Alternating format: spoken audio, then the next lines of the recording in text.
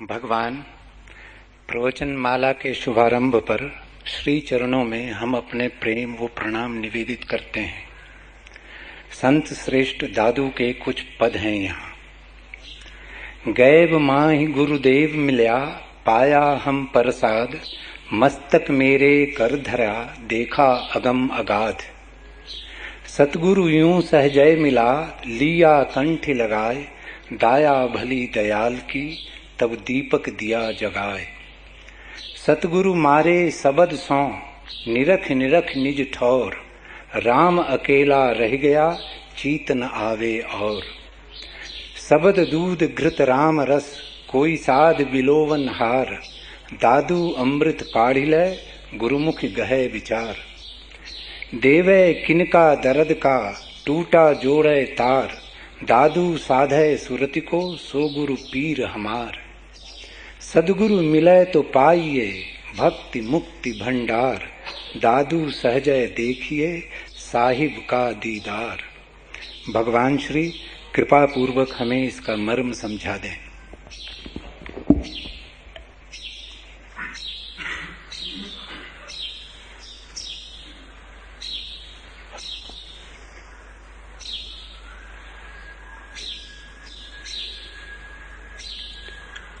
एक खजाने हो तुम, जिसकी चाबी खो गई, या कि एक बीज हो जिसे अपनी भूमि नहीं मिल पाई।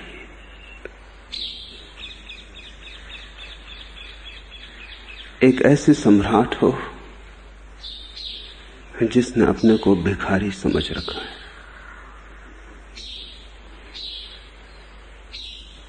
और गहरी नींद है, और उस नींद में तुम स्वयं जाग सकोगे इसकी संभावना नहीं।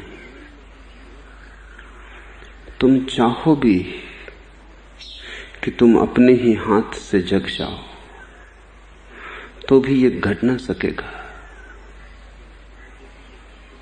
घट इसलिए ना सकेगा कि जो सोया है स्वयं, वो स्वयं को कैसे जगाएगा। जगाने के लिए जागा होना जरूरी है। और तुम अगर अपने अस्मिता और अहंकार से भरे हुए सोचते रहे कि क्यों किसी से कहें कि जगाओ, अपने को ही जगा लेंगे, तो ज्यादा से ज्यादा इसी बात की संभावना है कि तुम एक सपना देखो जिसमें कि तुम मान लो कि तुम जाग गए हो। सोया हुआ आदमी जागने का सपना देख सकता है, जाग नहीं सकता। सोए हुए आदमी की ज्यादा से ज्यादा संभावना यही है कि वो सपने में देख ले कि जाग गया है। नींद को तोड़ने के लिए बाहर से कोई, तुमसे बाहर से कोई चाहिए जो तुम्हें चौंका दे। गुरु का कोई और अर्थ नहीं है। गुरु का इतना ही अर्थ है कि जो जागा हुआ है और जो तुम्हारी नींद को तोड़ सकता है। कुछ और करना भी नहीं, कुछ पाना नहीं, क्योंकि जो भी पाने योग्य है वो तुम अपने साथ ही लेकर आए हो। कुछ खोना भी नहीं है सिवाय निद्रा के, सिवाय मूर्छा के, सिवाय एक बेहोशी के। इसलिए गुरु तुम्हें आचरण नहीं देता, और जो गुरु तुम्हें आचरण दे समझना कि वो गुरु नहीं है। गुरु तुम्हें सिर्फ जागरण देता है, और जागरण के पीछे चला आता है आचरण अपने आप। वो जागे हुए आदमी की जीवन प्रक्रिया है आचरण। और सोया हुआ आदमी लाख उपाय करे आचरण को साधने के, साध भी ले तो भी सब सपना ही है, सब पानी पर उठा हुआ बबूला है, उसकी कोई सार्थकता नहीं है। तुम सपने में साधु भी हो जाओ तो क्या फर्क पड़ता है। तुम सपने में चोर थे, तुम सपने में साधु हो गए, पर दोनों ही सपने हैं। जाग कर तुम पाओगे न तो सपने का चोर सच था, न सपने का साधु सच था। इसलिए असली सवाल चोर से साधु होने का नहीं है, न बेईमान से ईमानदार होने का है, न बुरे से भला होने का है, न पापी से पुण्यात्मा होने का है। असली सवाल जागे हुए होने का है, सोए से जागे हुए होने का है। आचरण तो शास्त्र से भी मिल सकता है, आचरण तो समाज भी दे देता है। आखिर समाज भी बिना आचरण के तो जी नहीं सकता। इतने लोग हैं वहां, बिना आचरण के बहुत कसमकस होगी, बहुत संघर्ष होगा, बहुत बेचैनी परेशानी होगी, जीना मुश्किल हो जाएगा। समाज भी आचरण थोप देता है, परिवार भी आचरण देता है, शास्त्र भी आचरण देते हैं, गुरु जागरण देता है। और जब गुरु भी आचरण देने लगे तो समझना कि वो समाज के ही हिस्से हो गए, धर्म से उनका नाता टूट गया। जब वो भी तुम्हें समझाने लगे कि चोरी मत करो, बेईमानी मत करो, झूठ मत बोलो, तब उनकी उपयोगिता नैतिक हो गई, धार्मिक न रही। धर्म और नीति में बड़ा भेद है। नीति साधी जा सकती है, सोए हुए जागना जरूरी नहीं, सिर्फ सपना बदलना पड़ता है। कठिन है सपने को बदलना भी, लेकिन बदला जा सकता है। तुम क्रोध कर सकते हो तो तुम अक्रोध भी कर सकते हो, तुम हिंसा कर सकते हो तो तुम अहिंसा का व्रत भी ले सकते हो, तुम काम वासना से भरे हो, तुम ब्रह्मचर्य का आचरण साध सकते हो। इन सब के लिए जागना जरूरी नहीं है। तुम जैसे हो वैसे ही रहोगे, सिर्फ तुम्हारे ऊपर की खोल बदल जाती। तुम वस्त्र बदल लेते हो, तुम नहीं बदलते। गुरु का संबंध तुम्हें बदल देने से है, और जब तुम बदल जाओगे तो एक आचरण पैदा होता है। वो आचरण नैतिक नहीं है, धार्मिक। नैतिक आचरण में सुगंध होती ही नहीं। वो ऐसा है जैसे प्लास्टिक के फूल हैं, ऊपर से लगा दिए गए। धार्मिक आचरण की एक सुगंध है, एक सौरभ है, जैसे फूल वृक्ष में लगे हों, जैसे फूलों की जड़ें जमीन में फैली हों, और फूल सूरज से रोशनी लेते हों, जमीन से हरियाली लेते हों, हवाओं से ताजगी लेते हों, जीवित हों। धार्मिक व्यक्ति इस विराट अस्तित्व का एक हिस्सा हो जाता है। नैतिक व्यक्ति अपने आसपास नीति का आचरण बना लेता है, लेकिन अस्तित्व का हिस्सा नहीं हो पाता। इसलिए नैतिक व्यक्ति तो नैतिक हो सकता है बिना ईश्वर की खोज किए। ईश्वर आवश्यक नहीं है, लेकिन धार्मिक व्यक्ति बिना ईश्वर की खोज किए धार्मिक नहीं हो सकता। और ऊपर से देखने में कभी कभी ये भी हो सकता है कि प्लास्टिक का फूल दूर से ज्यादा सुंदर मालूम पड़े, असली फूल से भी ज्यादा सुंदर मालूम पड़े। और ये तो निश्चित ही साफ है कि असली फूल सुबह खिलेगा, सांझ मुरझा जाएगा। नकली फूल मुरझाता ही नहीं, बड़ा मजबूत है। आचरण जीवंत हो तो प्रतिपल बदलता है। जीवन का लक्षण बदलाहट है। आचरण जड़ हो, प्लास्टिक का हो, बदलता ही नहीं। एक दफा पकड़ लिया। झूठे आचरण में एक संगति होती है, सच्चे आचरण में एक जीवंत क्रांति होती।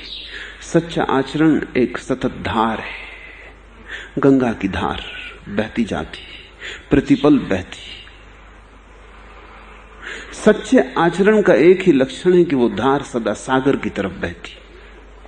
घाट बदलते, जमीन बदलती, पहाड़ बदलते, लोग बदलते, लेकिन धार में एक ही गहरी संगति है। सब बदल जाता है, लेकिन सागर की तरफ यात्रा नहीं बदलती। नैतिक आचरण तो पोखर की तरह है, सरोवर की तरह है, वो बदलता नहीं, वो कहीं जाता नहीं, वो अपने में बंद केवल सड़ता है। अगर तुम नैतिक बनने आए हो तो तुम गलत आदमी के पास आ गए। अगर तुम्हें धार्मिक बनने की हिम्मत है तो तुम्हें अनायास ही मुझसे मिलन हो गया है। तुम किस कारण आए हो वो मुझे पता नहीं, मैं किस कारण यहां हूं वो मुझे पता है, इसलिए तुम्हें पहले ही सचेत कर देना जरूरी है कि मैं कम से राजी नहीं हूं, मैं सिर्फ पूरे से राजी हूं। भिखारी जब तक सम्राट ही ना हो जाए तब तक कुछ हुआ नहीं। जब तक ये मृतवत जीवन परिपूर्ण अमृत को उपलब्ध ना हो जाए तब तक कुछ हुआ नहीं। जब तक तुम्हें ऐसा खजाना ना मिल जाए जिसे चुकाना संभव नहीं है, जिसे तुम लुटाओ भी तो बढ़ता चला जाता है, तब तक तुम कुछ छोटी मोटी संपदा पा भी लो तो उसका कोई मूल्य नहीं है। और ये घटना तो तभी घट सकती है जब कोई आघात करे तुम्हारी नींद पर। यह घटना तभी घट सकती है जब कोई तुम्हें मार ही डाले।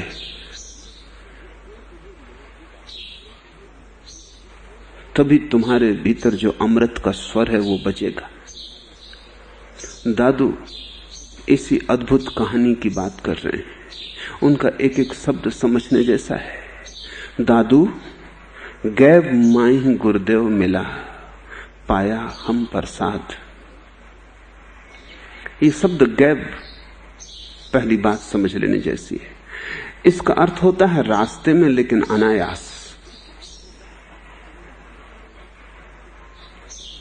गुरु अनायास ही मिलता है क्योंकि तुम तो उसे खोजोगे कैसे।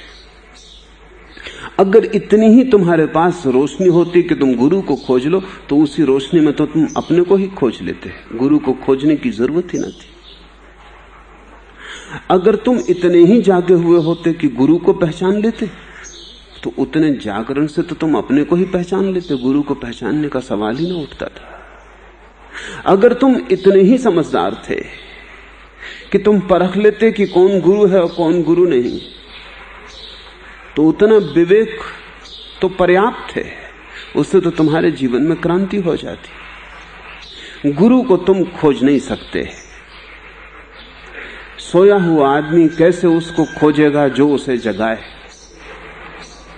और अगर सोया हुआ आदमी उसको खोज ले जो उसको जगाए तो जगाने की जरूरत कहां है, वो आदमी जागा ही हुआ है। इसलिए गुरु अनायास मिलता है, ये बात तो पहली समझ लेने जैसी है। अनायास का अर्थ है कि तुम्हें पता भी नहीं होता और मिल जाता है, आकस्मिक। तुम्हें अनायास लगता है। एक बहुत पुरानी इजिप्ट में प्रचलित लोकोक्ति है कि जब शिष्य तैयार होता है तब गुरु उपलब्ध हो जाता है। ऐसा नहीं कि शिष्य उसे खोजता है, गुरु ही उसे खोज लेता है। ऊपर से देखने पर ऐसा ही लगता हो कि तुम यहां चले आए हो, भीतर से देखने पर तुम पाओगे कि मैं तुम्हारे पास आया हूं। इसके पहले कि तुम यहां आए मैं तुम्हारे पास पहुंच गया था, अन्यथा तुम यहां आते कैसे? कोई दूसरा तो उपाय नहीं है आने का।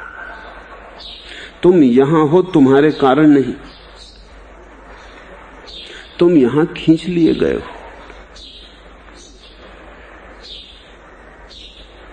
शायद तुम्हें आज साफ भी ना हो, लेकिन जब भी तुम्हें थोड़ा सा होश आएगा और आंखें खुलेंगी तब तुम समझ पाओगे। दादू उसी क्षण की बात कह रहे हैं। दादू गैब माही गुरुदेव मिला, खोजा भी ना था, अपनी तरफ से खोजने की कोई क्षमता भी ना थी। मिल भी जाता तो पहचानने का कोई मापदंड ना था।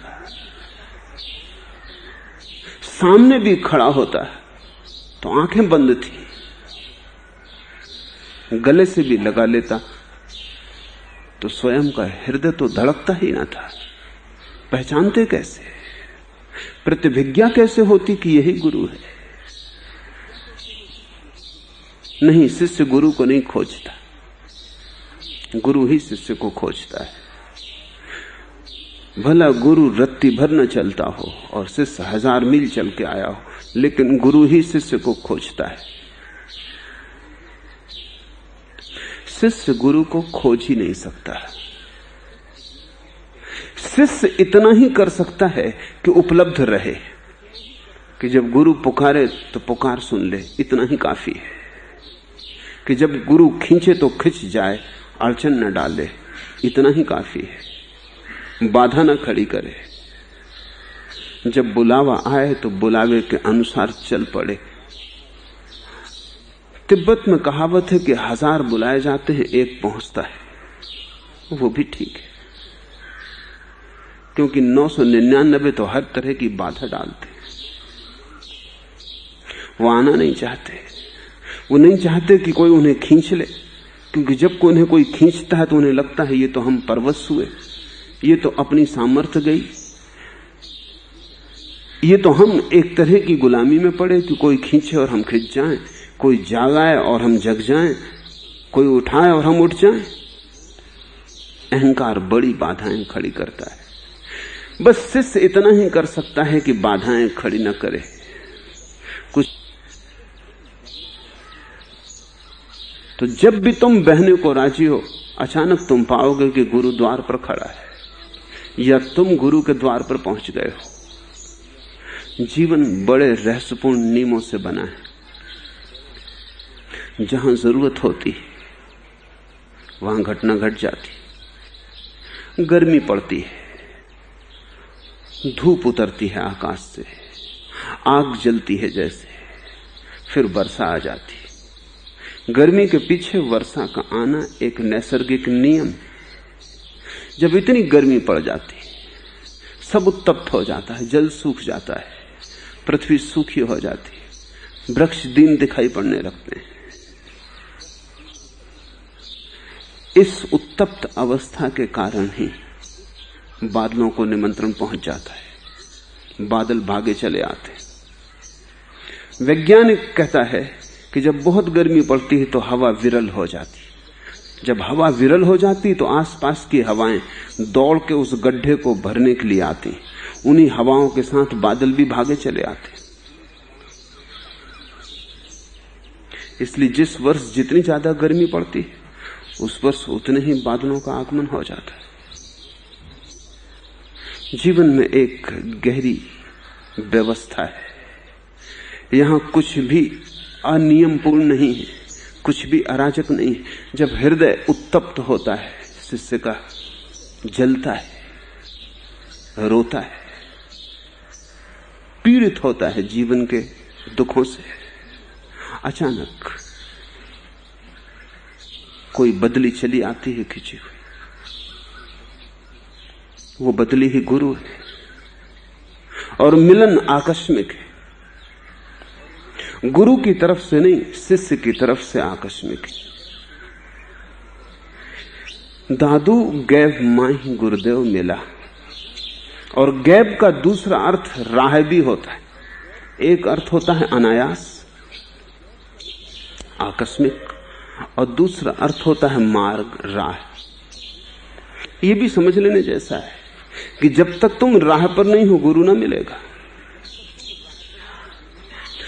थोड़ा सा तो तुम्हें राह पर होना ही पड़ेगा। राह का मतलब है कि तुम्हें थोड़े से तो खोज करनी ही पड़ेगी, ये भी जानते हुए कि तुम्हारी खोज से कुछ होने वाला नहीं, तुम पहुंचोगे नहीं। तुम्हारी सब खोज अंधेरे में टटोलने जैसी है, लेकिन तुम टटोलते रहोगे तो ही गुरु मिलेगा। जिन्होंने टटोला ही नहीं है, उनको गुरु नहीं मिल सकता। तुम्हारी थोड़ी सी खोज तो चाहिए, वही तो तुम्हारी प्यास को प्रकट करेगी। तुम्हारा थोड़ा प्रयत्न तो चाहिए। माना कि तुम नींद में हो, चल नहीं सकते, करवट तो बदल ही सकते हो। माना कि तुम नींद में हो, तुम ठीक ठीक गुरु को पुकार नहीं सकते, लेकिन सपने में भी तो आदमी बुदबुदाता है, अनर्गल बोलता है। उस अनर्गल बोलने के पीछे भी आकांक्षा तो होगी ही बुलाने की। गहरी से गहरी नींद में भी अगर तुम गुरु को खोज रहे हो, ये जानते हुए भली भांति कि तुम गुरु को खोज नहीं सकते, क्योंकि तुम्हारे पास कोई कसौटी नहीं जिस पर तुम कस लोगे कि कौन सोना है कौन सोना नहीं। लेकिन तुम खोज रहे हो, आकांक्षा है, अभीप्सा है। तुम्हारी अभीप्सा के आधार पर ही गुरु का आगमन हो सकता है। इसलिए राह पर तुम्हारा होना जरूरी है। संसार में करोड़ों लोग हैं, सभी को गुरु नहीं मिलता, उनकी आकांक्षा ही नहीं। वो तो हैरान होते हैं अगर तुम्हें गुरु मिल जाए, तो वो हैरान होते हैं कि तुम किस पागलपन में पड़े हो। भले चंगे आदमी थे, सब ठीक ठाक चल रहा था, ये क्या गड़बड़ में उलझ गए। वो तुम्हें बचाने की भी कोशिश करते हैं, क्योंकि गुरु के मिलने का अर्थ है तुम उनकी भीड़ के हिस्से न रहे। गुरु के मिलने का अर्थ है कि अब तुम उस राजमार्ग पर न चलोगे जहां सारी दुनिया चल रही। अब तुमने एक पगडंडी चुन ली, तुम खतरनाक हो गए, तुम राह से उतर के चल रहे हो, तुमने बीहड़ में प्रवेश किया, तुमने अनजान से प्रेम बना लिया, तुम अपरिचित के आकर्षण में पड़ गए, तुम दुस्साहस कर रहे हो। भीड़ तुम्हें कहेगी मत करो पागलपन, यहीं चलो जहां सब चलते हैं। यहां रास्ता साफ सुथरा है, सीमेंट से पटा है, आगे पीछे का सब पता है, किनारे पर मील के पत्थर लगे, नक्शा उपलब्ध है, कहां हम जा रहे हैं इसका हमें ठीक ठीक बोध है। और फिर सारे लोग साथ हैं, हम अकेले नहीं। तुम अकेले उतर रहे हो, किसके पीछे जा रहे हो? क्या पक्का है कि वो तुम्हें पहुंचाएगा और भटका ना देगा? गुरु का हाथ पकड़ना इस संसार में सबसे बड़ा दुस्साहस। इसलिए थोड़े से हिम्मतवर लोग ही कर पाते। हिमालय पर चढ़ जाना इतना बड़ा दुस्साहस नहीं है, चांद पर पहुंच जाना इतना बड़ा दुस्साहस नहीं है, क्योंकि चांद पर पहुंचने के पहले सारी व्यवस्था कर ली गई होती, खतरे का कम से कम उपाय है। लेकिन जब तुम गुरु के साथ चलना शुरू करते हो, तब तो वहां श्रद्धा के अतिरिक्त तो और कोई सहारा नहीं है, सिर्फ भरोसा है। और भरोसा तो बहुत ही नाजुक चीज है। फिर भरोसा भरोसा ही है, वैसा होगा ही, इसका कोई ठिकाना नहीं है। तो जब भी कोई किसी गुरु को पा लेता है, तब सारा समाज उसे खींचने की कोशिश करता है। और तब समाज ने उपाय भी किया है। ऐसे खतरनाक लोगों को खतरे से बचाने के लिए समाज ने झूठे गुरु भी पैदा किए। वो समाज का ही हिस्सा है, वो पगडंडी पे नहीं ले जाते, वो राजमार्ग पर ही चलाते। ईसाई पादरी है, पुरोहित है, हिंदू मंदिर का पुजारी है, पंडित है, जैन साधु है, मुनि है। अब वो गुरु नहीं है, क्योंकि वो भी उसी मार्ग पर चलाते हैं जिस मार्ग पर भीड़ चल रही है। महावीर गुरु थे, जो महावीर के साथ चले वो हिम्मतवर लोग रहे होंगे, लेकिन जैन मुनि गुरु नहीं। वस्तुतः अगर तुम गौर से देखोगे तो तुम पाओगे कि जैन मुनि अपने अनुयायियों के पीछे चलता है, आगे नहीं चलता। तुम जाके गौर से निरीक्षण करो। एक जैन मुनि मुझे मिलने आना चाहते थे, उन्होंने खबर भेजी, लेकिन उन्होंने कहा मैं बड़ी मुसीबत में हूं, अनुयायी आने नहीं देते। अभी बड़े मजे की बात है, गुरु आना चाहता है, शिष्य आने नहीं देते। तब तो शिष्य गुरु है और गुरु शिष्य है। वो नहीं आ पाए क्योंकि अनुयायी खिलाफ है। वो कहते हैं वहां जाने की जरूरत नहीं, गुरु मोहताज है। क्योंकि अगर वो जाए तो अनुयायी पीछे से हट जाएंगे। वो उनके सहारे जी रहा है, वो समाज का हिस्सा है। ध्यान रखना, गुरु समाज का हिस्सा कभी भी नहीं है। गुरु सदा ही विद्रोही है, वो परमात्मा का हिस्सा है, समाज का नहीं। और समाज परमात्मा विरोधी है, अन्यथा सभी पहुंच जाते हैं। बहुत थोड़े पहुंच पाते हैं, विरले पहुंच पाते हैं, कभी कभी पहुंच पाते हैं, क्योंकि जाने के लिए अकेला होना जरूरी है। तो पहले तो गुरु तुम्हें अपने साथ ले लेता है, एक पगडंडी पे ले चलता है जो तुम्हारे लिए बिल्कुल अनजानी, जिसका कोई नक्शा भी तुम्हारे हाथ में नहीं, कोई कुंजी, कोई गाइड भी तुम्हारे हाथ में नहीं। और गुरु भी कुछ कह नहीं सकता, क्योंकि वो बार बार यही कहता है कि जो मैंने जाना है वो तुम्हें भी जना दूंगा, लेकिन बता नहीं सकता हूं क्योंकि वो शब्द में आता नहीं। भरोसे पे तुम चलते हो। प्रेम का पतला सा धागा ही एकमात्र सहारा है। और एक घड़ी ऐसी आती है जब गुरु तुम्हें बिल्कुल अकेला भी छोड़ देगा उस बीहड़ में, क्योंकि गुरु भी तो समाज ही है। जब तक दो हैं तब तक थोड़ा सा समाज तो है ही। परमात्मा से मिलन तो बिल्कुल अकेले में होगा। तो पहले तो गुरु तुम्हें समाज से छीन लेगा, भीड़ से छीन लेगा, राजपथों से मुक्त कर देगा, और एक दिन तुम पाओगे कि वो भी विलीन हो गया है भीड़ में तुम्हें छोड़कर। वो कहीं दिखाई नहीं पड़ता। उसका भी हट जाना जरूरी है, तभी तो परमात्मा दिखाई पड़ेगा। अन्यथा गुरु बीच में खड़ा रहे तो गुरु की पीठ ही तुम देखते रहोगे। गुरु के हटते ही परमात्मा के सन्मुख हो जाओगे। बड़े से बड़ा दुस्साहस है, लेकिन जो राह पर है उन्हीं को गुरु मिल सकता है। राह का मतलब यह है कि जिनके मन में बेचैनी है, खोज की आकांक्षा है, प्यास है, जो तड़फ रहे हैं, नहीं जानते कहां जाएं लेकिन जाना चाहते हैं, नहीं जानते कैसे पैर उठाएं लेकिन उठाना चाहते हैं। ऐसे व्यक्ति को ही तो सिखाया जा सकता है, ऐसे व्यक्ति को ही तो जगाया जा सकता है। क्योंकि अगर तुम किसी की आकांक्षा के विपरीत उसे जगाना चाहो तो कैसे जगा पाओगे? अगर वो जगने को राजी ही ना हो और नींद के मधुर सपनों में खोया हो और सपनों में रस ले रहा हो, तुम उसे कैसे जगाओगे?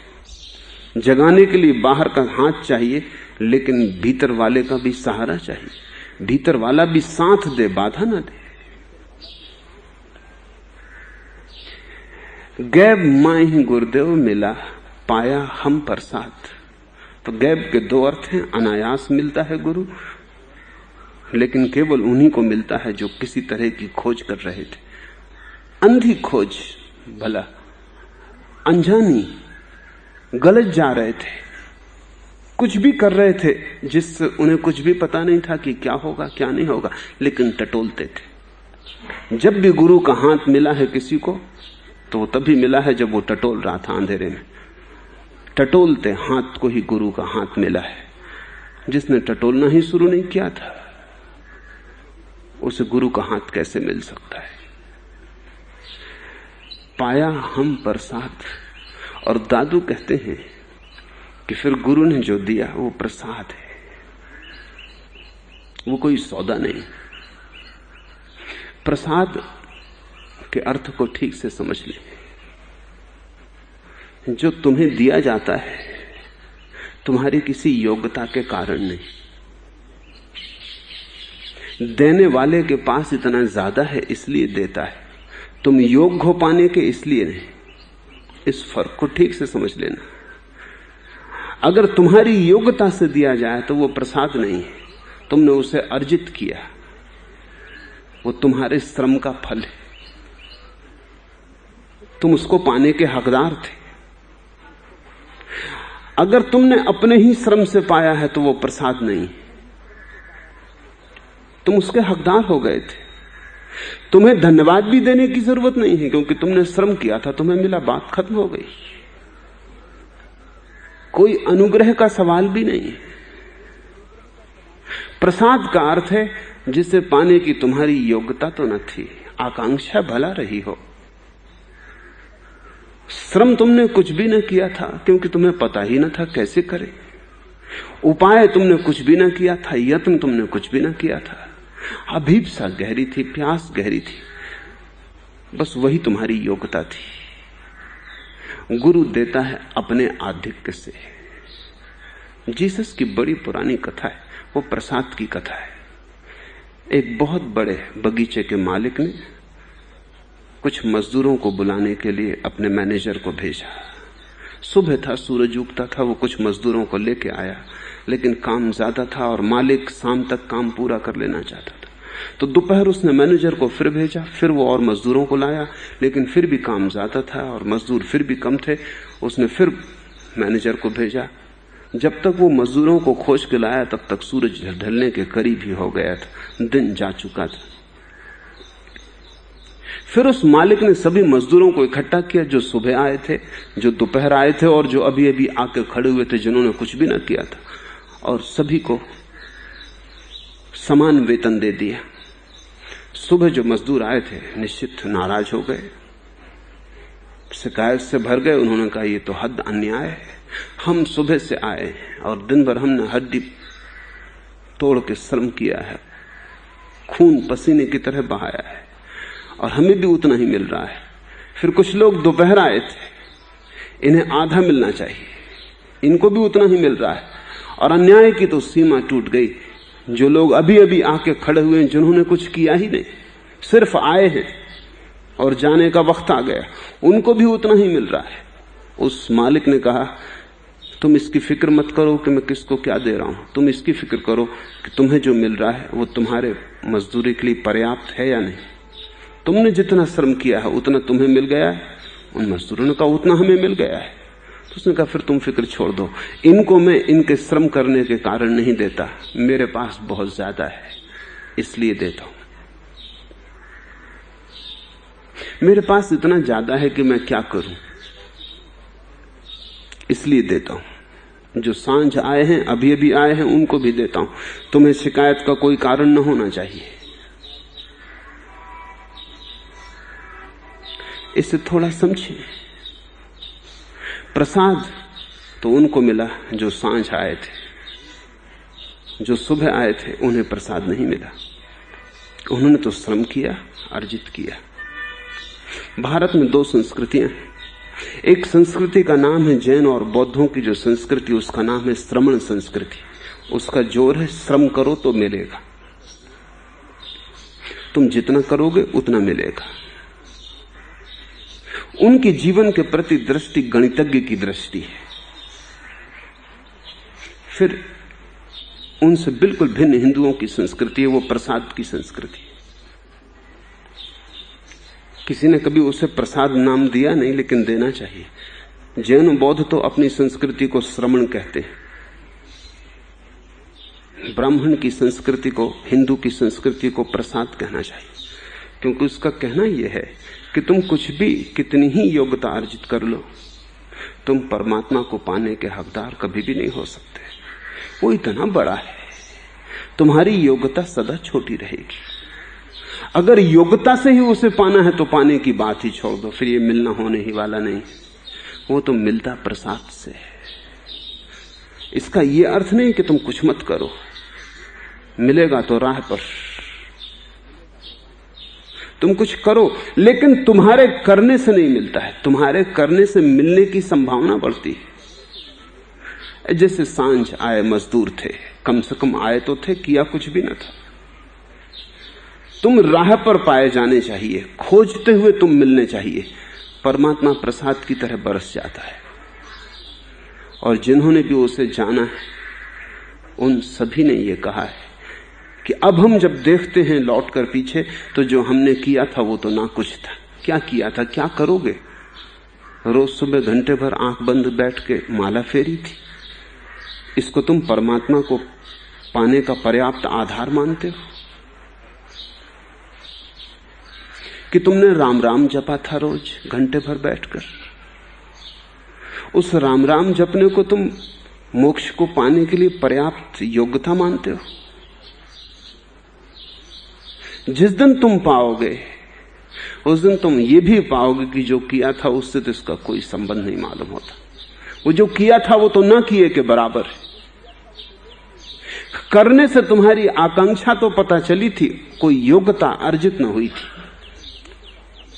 तुम चाहते थे कि परमात्मा मिले, ये प्यास तो पता चली थी, लेकिन तुमने उसे पाने के लिए कोई संपदा अर्जित कर ली है, ऐसा कुछ भी ना हुआ था।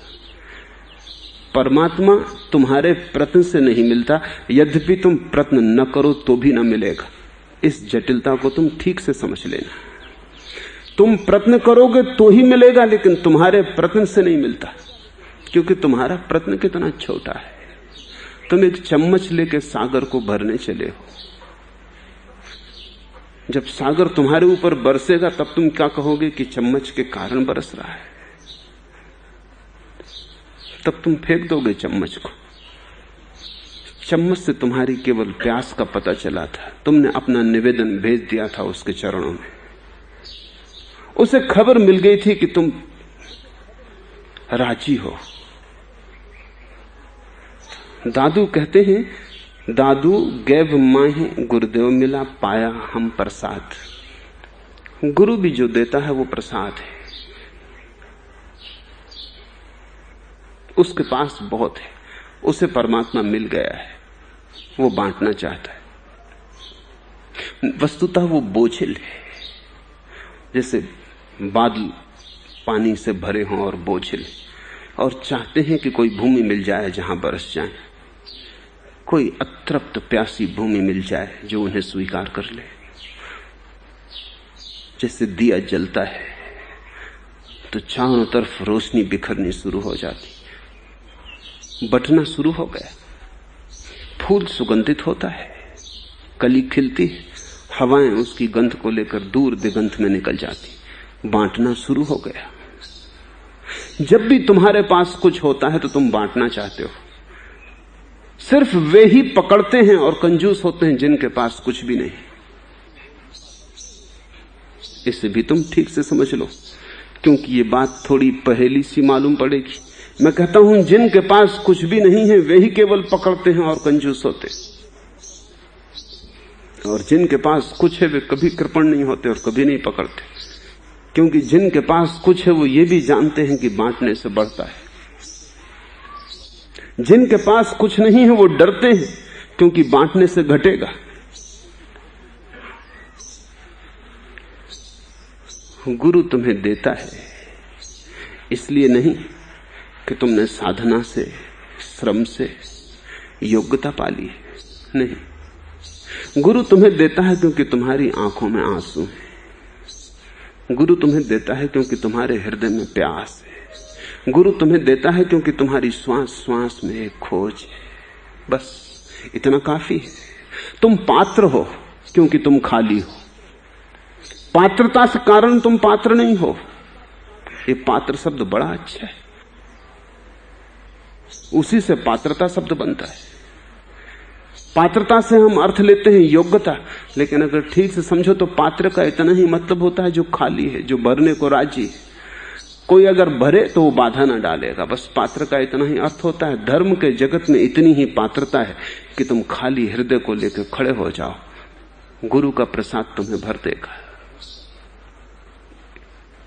पाया हम प्रसाद, मस्तक मेरे कर धरया, देखा अगम अगाध। दादू कहते हैं मेरे सिर पर हाथ रख दिया गुरु ने। किस सिर पर हाथ रखा जा सकता है? जो सिर झुका हो, अन्यथा हाथ रखा ही नहीं जा सकता।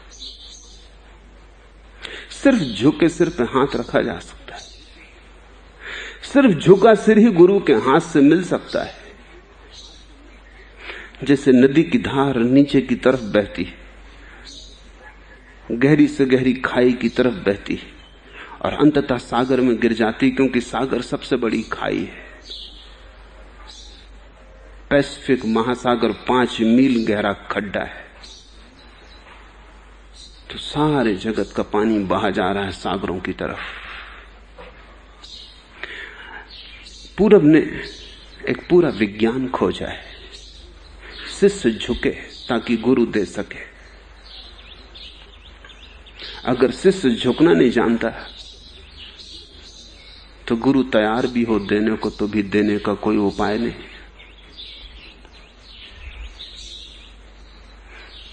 मेरे पास कई बार लोग आते हैं, वो कहते हैं कि क्या संन्यास्त होना जरूरी है तभी आप हमारी सहायता करेंगे?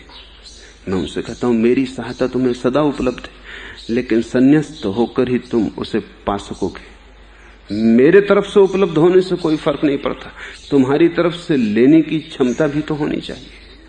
संन्यास्त होने का कोई और अर्थ नहीं है, दीक्षित होने का कोई और अर्थ नहीं है। इतना ही अर्थ है कि हम झुकते हैं। बस इतना ही अर्थ है कि हम झुकने को राजी हैं, हमारी तरफ से कोई बाधा नहीं। अगर आप बरसो तो हमारा पात्र सामने रखा है।